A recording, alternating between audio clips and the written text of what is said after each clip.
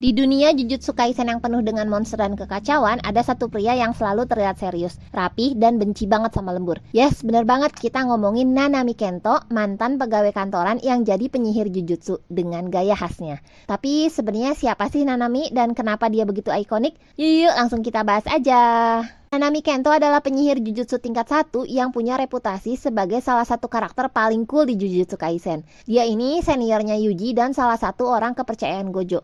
Tapi beda sama Gojo yang santai dan suka bercanda, Nanami lebih serius dan pragmatis. Dia punya prinsip hidup yang simpel, yaitu kerja sesuai jam, pulang tepat waktu, dan jangan lembur kalau nggak perlu. Sebelum jadi penyihir, Nanami sempat meninggalkan dunia Jujutsu dan bekerja kantoran. Awalnya dia pikir ini adalah keputusan terbaik.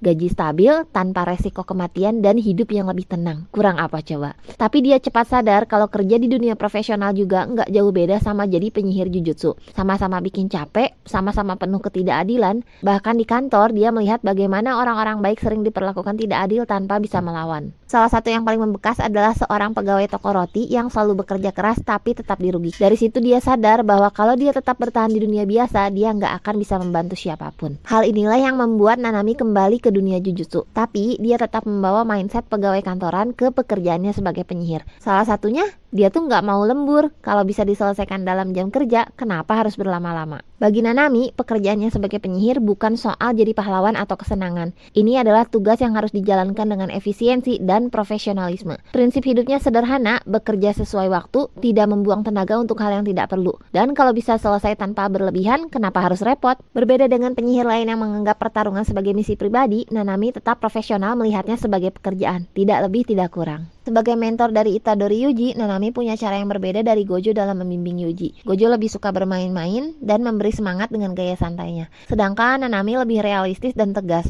Dia tidak pernah memberi harapan palsu atau motivasi kosong. Sebaliknya, dia mengajarkan Yuji bahwa dunia Jujutsu penuh dengan bahaya dan keputusan yang diambil bisa menentukan hidup dan mati seseorang. Namun, meskipun terlihat kaku, Nanami sebenarnya peduli banget. Dia hanya ingin Yuji memahami kenyataan sebelum terjun lebih dalam. Baginya, lebih baik Yuji tahu pahitnya dunia Jujutsu sejak awal daripada harus kecewa di kemudian hari. Dia juga terkenal sebagai salah satu pertarung yang paling cerdas. Gak sembarangan menyerang, tapi selalu menganalisis dulu lawannya. Saat menghadapi Mahito, Nanami berhadapan dengan sesuatu yang tidak bisa ia kendalikan. Mahito bukan hanya sekedar kutukan biasa, karena dia bisa mengubah bentuk jiwa seseorang dan membunuh dengan cara yang tidak bisa dibayangkan. Dalam pertarungan ini, Nanami mengalami titik terendahnya. Tapi ketika Yuji datang, sesuatu dalam dirinya berubah. Di insiden Shibuya, Nanami bukan lagi pria yang rapih dan tenang seperti biasanya. Dengan tubuh penuh luka dan kelelahan yang sangat luar biasa, Nanami bergerak maju. Tidak lagi memikirkan dirinya sendiri, tidak lagi mempertimbangkan rencana panjang. Yang tersisa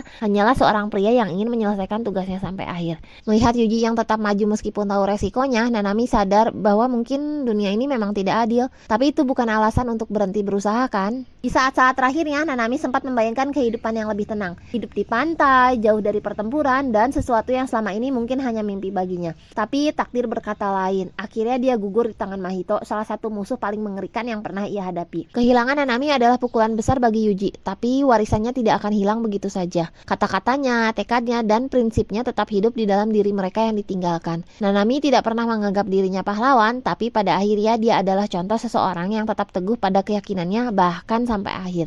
Dia bukan penyihir yang mencari kejayaan atau pengakuan, dia hanya seseorang yang memilih untuk bertanggung jawab atas kekuatan yang dimilikinya. Dan bisa jadi itu adalah bentuk kepahlawanan yang sesungguhnya. Itulah perjalanan Nanami Kento dari seorang pria yang hanya ingin hidup tenang hingga menjadi mentor yang berdedikasi. Kalau menurut teman-teman, apakah Nanami adalah salah satu karakter terbaik di anime Jujutsu Kaisen? Tulis di kolom komentar ya.